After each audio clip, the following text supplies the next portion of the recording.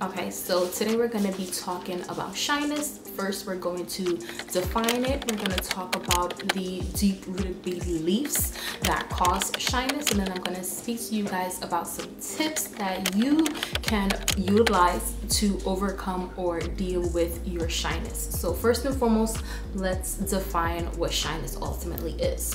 All right, so shyness is an emotion that affects how a person feels and behaves around others. Shyness can make you feel uncomfortable, self-conscious, nervous, bashful, timid, or insecure. People who feel shy sometimes notice physical sensations like blushing or feeling speechless, shaky, or breathless. So to sum that all up, for me, I just feel like shyness is about feeling uncomfortable in certain social settings, just feeling nervous when you're put in certain situations. So where does shyness ultimately come from? Shyness, like many other emotions that we deal with now, comes from our childhood, right? And how we were raised, the environment that we were around, our teachers, our parents, the society, the social norms at that time. So shyness in particular, it comes from having perhaps an overprotective parent or an authoritarian parent, and I'm struggling with that word, but it comes from, you know, somebody who having whether a parent or a teacher or just a society where, you know, they were like constantly making sure that you were in line, right? Or they were constantly checking in to see that you're okay. Are you good? Is everything okay with you? So that is where a lot of the shyness or the timidity that we experience now as adults may come from. Perhaps not being able to trust ourselves because we've had a parent who was very, like, I don't want to say overwhelming, but kind of sort of overwhelming, right? And it doesn't have to be a parent. It could just be certain social norms around you that required that kind of behavior that still manifests as you are an adult. Now, my thoughts on shyness is that shyness is very normal. I think all of our emotions are normal for us to experience. However, the more information we have about them, then the better we are able to deal with it, right? So for me, if I'm going on a new job, I know, hey, I'm gonna be nervous about that interview. If I am walking up to perhaps a crush, I said a crush, perhaps I'm walking up to a crush, I know I'll probably never ever do it. I'd probably be too shy to do it, but you will feel some sense of shyness about approaching someone. Let's say you're the only one that's going to a party, right? Going to that party by yourself and not knowing anyone, being placed in that social setting, it brings up that uncomfortable feeling within you, right? And I just feel like it's a nudge that tells us, yeah, you're a little bit uncomfortable or you're a little bit unsettled about your surroundings, right? Like every other emotion, it communicates something to us. And I feel like ultimately shyness is just communicating a sense of feeling uncomfortable around a person, or uncomfortable around a group of people, or uncomfortable with doing something new or stepping out of your comfort zone. All right? Now, like every other emotion that we experience as human beings, for me, I feel like where it begins to hinder us is when it becomes too extreme, right? Where you're so shy to the point that you may not go after your dreams, where you're so shy to the point that you may avoid going outside, you may avoid doing certain things, whether it be hanging out with people or even meeting new people. I feel like for me in my own life, I've experienced that myself, so I'm speaking on it like from first person perspective. It's like it tends to hinder you when you're so shy and you're scared to step out of this box that you've placed yourself in, right? Or you've been put in by society.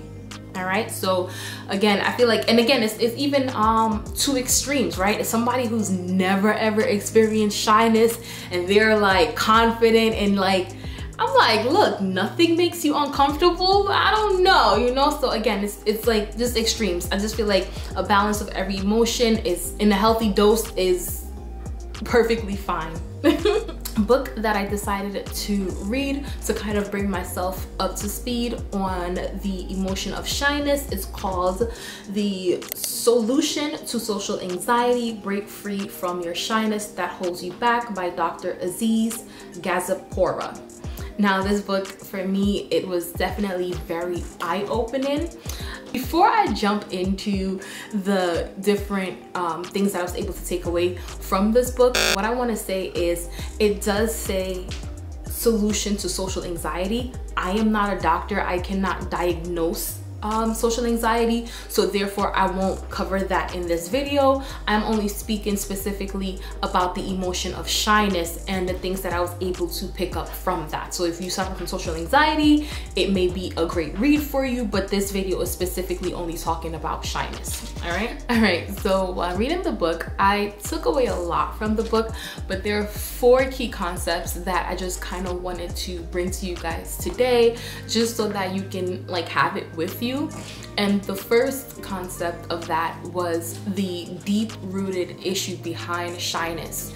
So the deep core belief behind shyness is that in some way, shape, or form, you are not good enough. You are not pretty enough to date this person. You are not smart enough to go after this job. You are not something enough to deliver a certain speech. But in some way, shape, or form, you feel like you're inadequate and you're not able to perhaps meet someone else's standard, right? It's the belief that, okay, after I get to know this, after this person gets to know me and know the real and authentic me, in some way, shape, or form, I'm going to disappoint them. I'm not going to live up to their standard or what they perhaps may think of me, because the real me is somehow not good enough to whatever they've created, some standard that the other person may have created for me.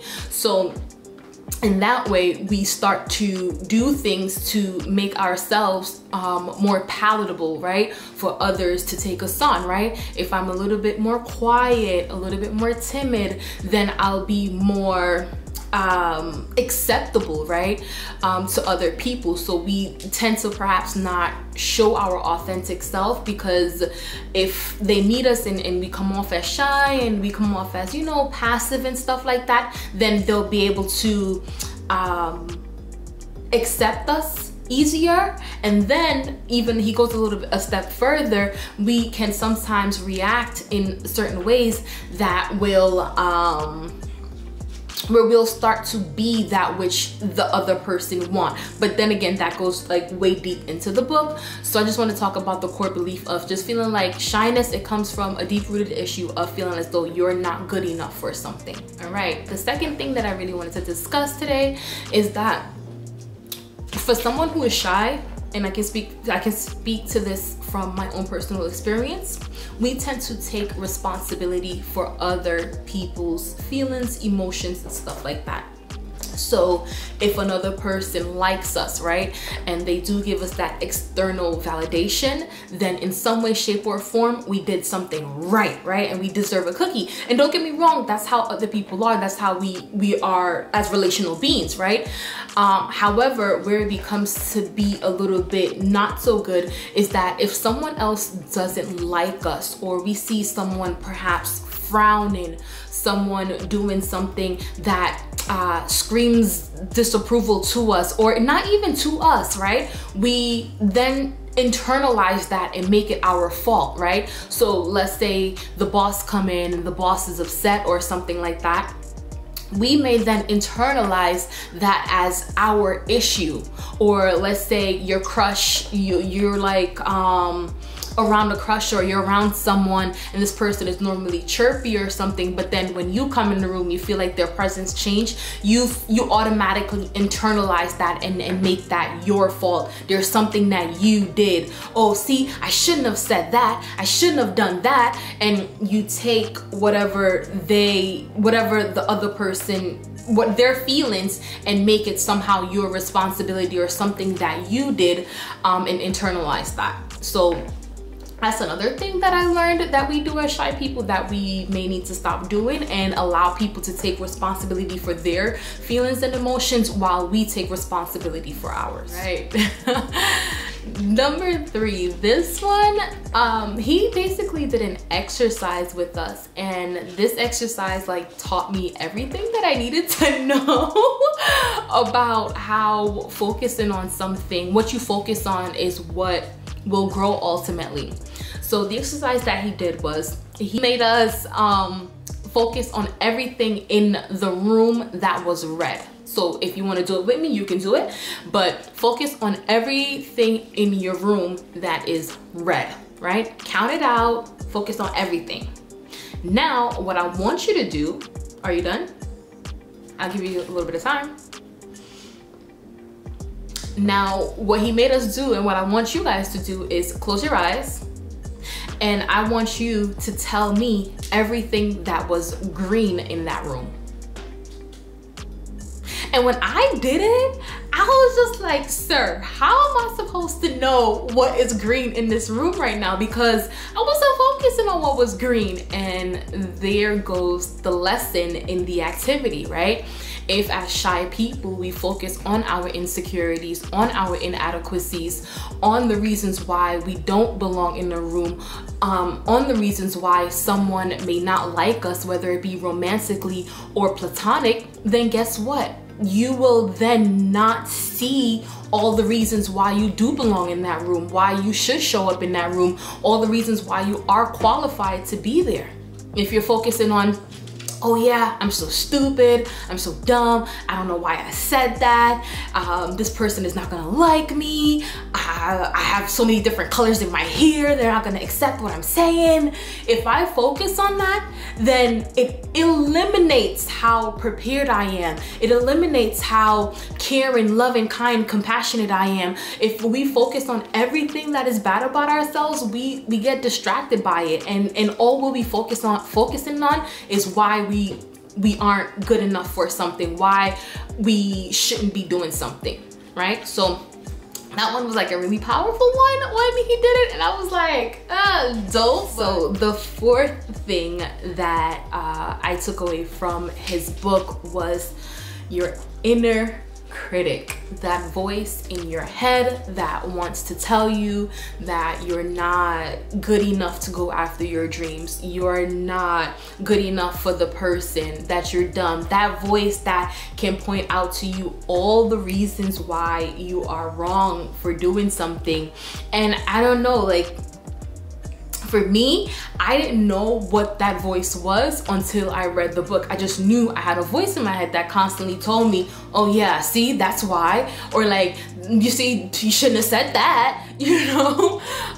So now being aware that I do have an inner critic, and this person is there that just yelling at me every step of the way, it's like, okay, now I can pay attention, and I could be like, okay, are you spazzing at me for like a valid reason, or are you just going off at this point, right? Because some things that he pointed out to us about the inner critic was, the inner critic is actually there to, in some way, shape, or form, protect us. I was like, sis is not protecting me. How is she protecting me? She's making me feel horrible right now.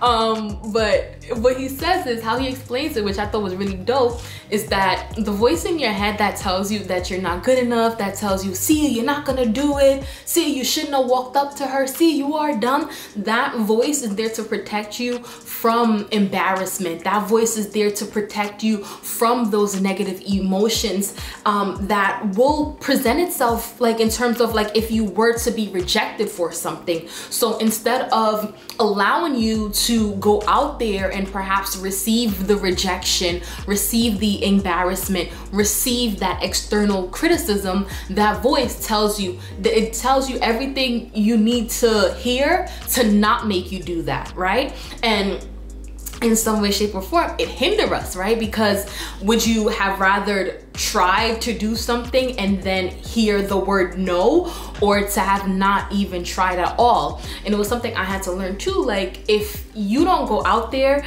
and perhaps go after the job, or if you don't go out there and actually pursue your dreams, you've already said no to yourself before the external person or environment could have said no to you. So I feel like for me, I've learned that you have to realize when that inner critic is correct, but when they're also just spewing things out just to kind of keep you safe so that you can play it safe and keep you protected. Now, another thing that he brings up when he talks about the inner critic is that the inner critic, it's in everyone, right? Everyone experiences the inner critic. However, us shy people, us people who get really, really nervous in certain social settings, it's just a little bit louder, right? He says, look, the person who has the most confident, the person who's the most confident, the person who you feel like, oh my God, I would love to be her or him, they experience it as well. But what they do, they may not listen to it as much as we as shy people may listen to it. So I had to learn that, okay, well, you know, when that voice speaks, question it. Are they right? Are their points valid, or are they just trying to protect you? And what are some things that you can then tell yourself to combat what that inner critic is ultimately telling you?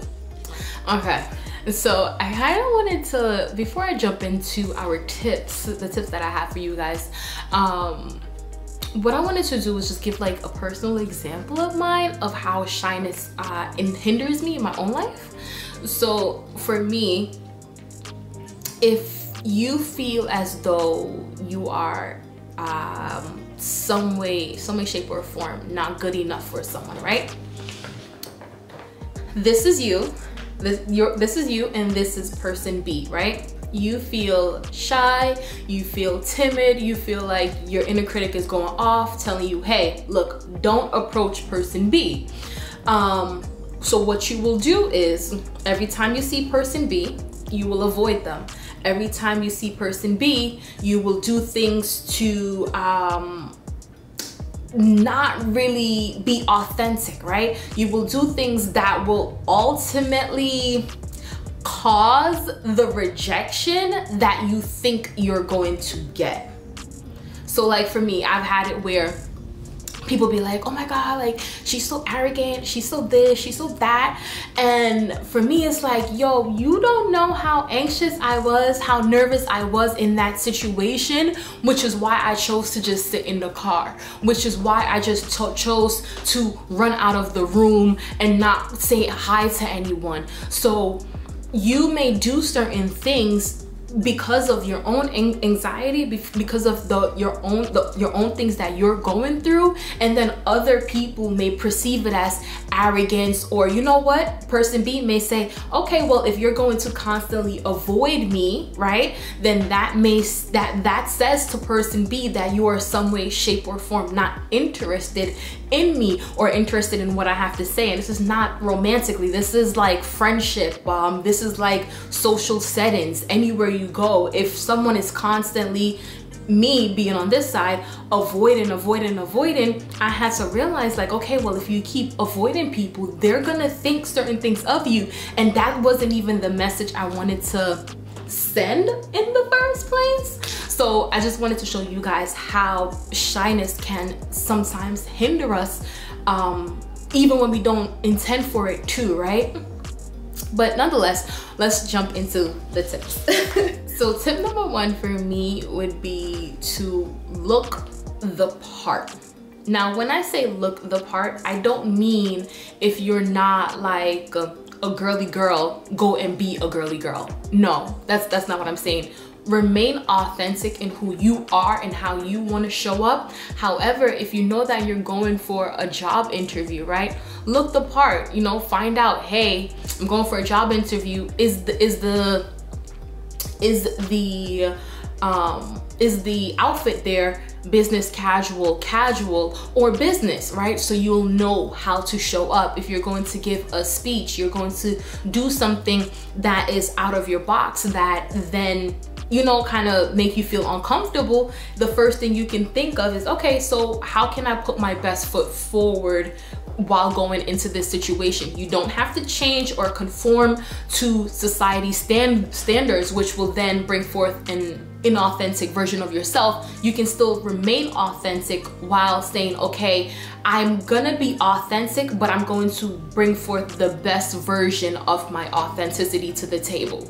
Number 2, practice, practice, practice. So let's say you are shy about an interview, you are shy about public speaking, you are shy about something. Just keep practicing and practicing it over and over and over and over again until it becomes like literally second nature. And once you keep doing it, you'll realize that you don't feel that anxious feeling, you don't feel that nervous feeling anymore, because it's like, okay, I'm a little bit more comfortable with doing this, right? And in the book he said something about like getting like used to rejection, and I know that's like, you know, a little bit but it isn't a muscle to exercise, right? Like if you can get used to, let's say you're a guy and you want to walk up, you want to get a girlfriend or whatever, and you're scared of dating or you're scared of girls, I bet you if you ask out 10 girls, by the time you get to your 11th girl, the rejection, if you are like receiving a lot of rejection, it'll just become innate. It won't be something that you will then internalize. It'll just be like, okay, well, it is what it is. And please don't internalize it. If you do get shut down by 10 people, that was just a pure example, perhaps a bad one, but I hope it was able to speak to how practice and repetition in doing something and exercising that muscle can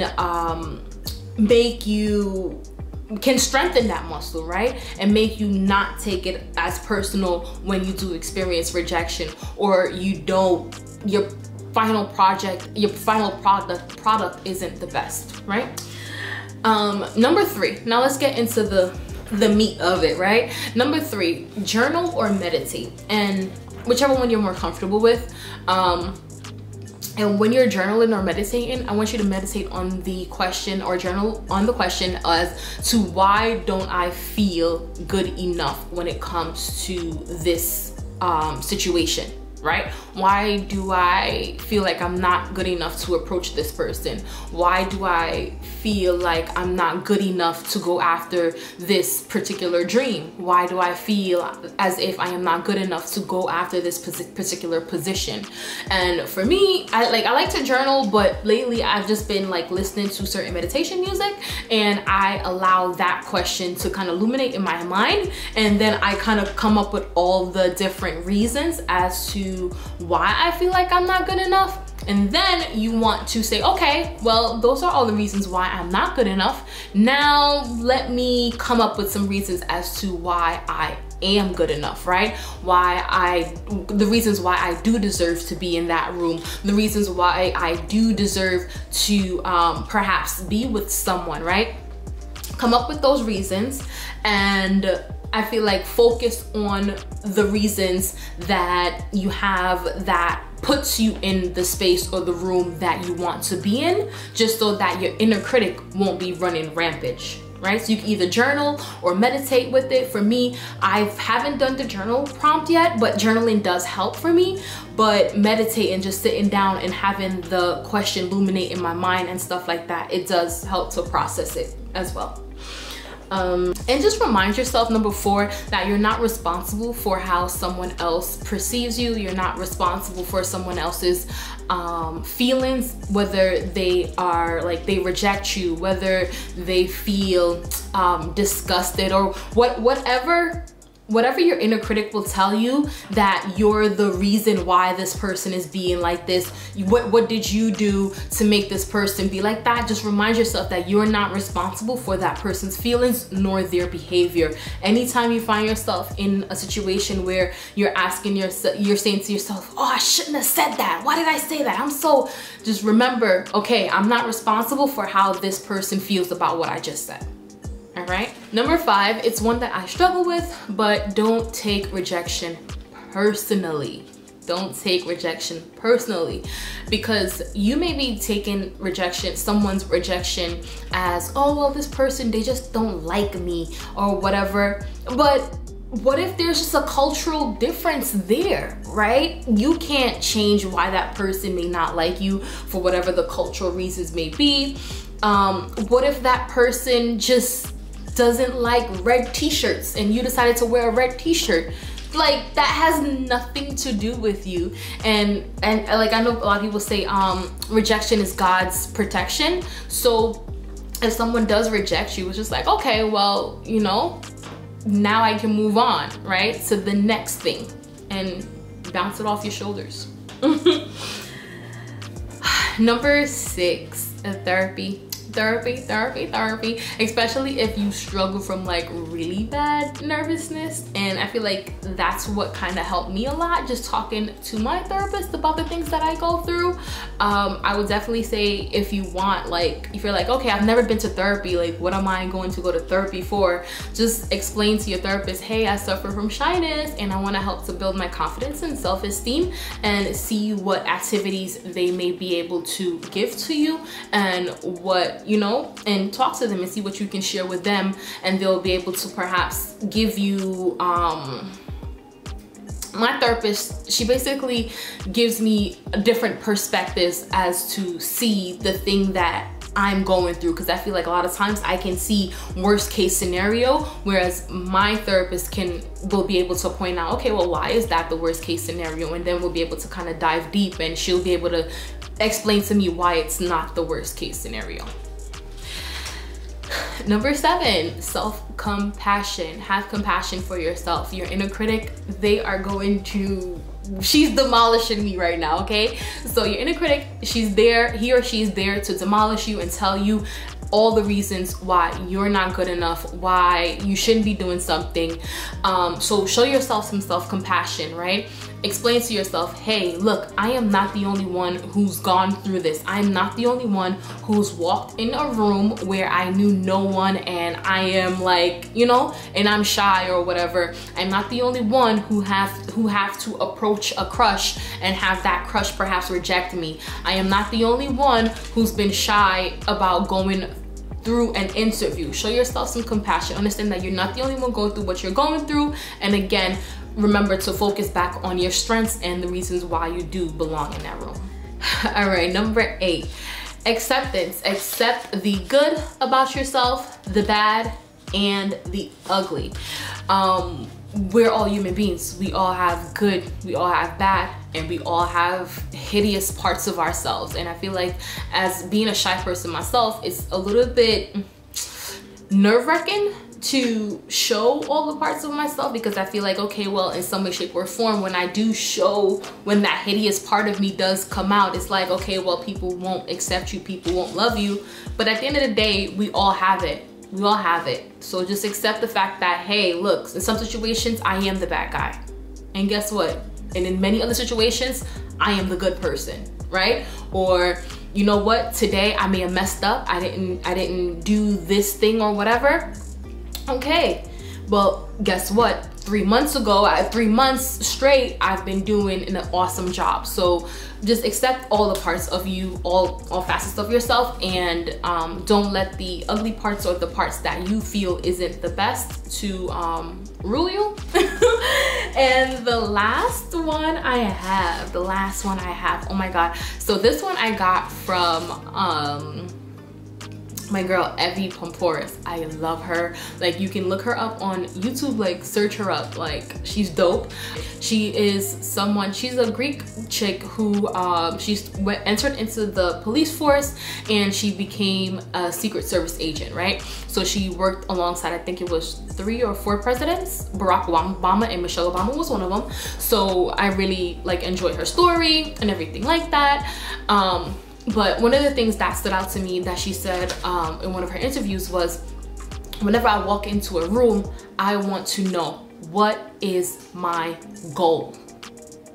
What is my goal? And I bring up that as the 9th point, because if you're able to focus on what is your goal when you walk into a room, then you don't have time to focus on what someone thinks about you. You don't have time to focus on what someone else feels or what you may have messed up, or you are in there to focus on your goal. So let's say your goal is to date someone and to have a romantic relationship with someone that is fulfilling for the both of you. So if you go into a situation and you say, hey bud, like I want to date you, and this person is like, no, I don't want to date you. Okay, well now you know that your goal is to enter into a romantic relationship that is beneficial for both parties. You can't enter into that relationship because that person is not interested.